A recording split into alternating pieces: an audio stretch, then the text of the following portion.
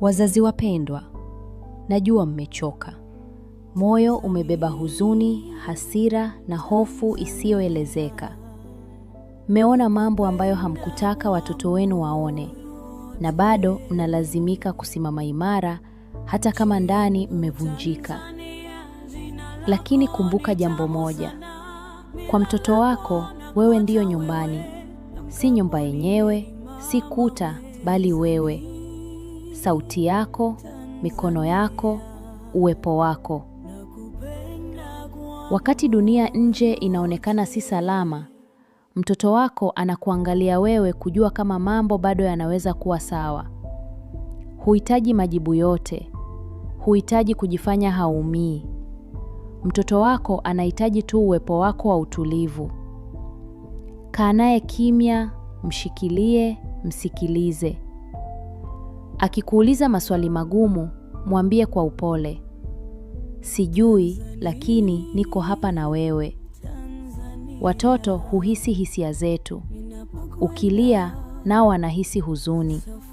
Ukipiga kelele, wanahisi hofu. Lakini ukipumua kwa kina, ukizungumza kwa upole, ukiomba, wanahisi tumaini. Jaribu kurudisha mambo madogo ya kawaida. Kula pamoja, salini pamoja, lala mapema. Hata mambo madogo kama hayo yanawasaidia watoto kuona kwamba maisha yanaendelea na upendo bado upo. Kama mtoto wako amekuwa kimya, anaogopa au anachanganyikiwa, usimlazimishe awe sawa haraka. Kupona ni safari. Wakati mwingine kimya chake ni sehemu ya kupona. Na wewe mzazi, kama umeelemewa, ni sawa. Ni kawaida kujisikia kuchoka au kukosa nguvu. Wewe ni binadamu na umeona mambo mazito sana. Ukihisi kulia, lia. Ukihisi kuomba, omba. Ukihisi kukata tamaa, kumbuka mtoto wako bado anahitaji mwanga wako. Huhitaji kuwa mkamilifu. Unachohitajika ni uwepo wako.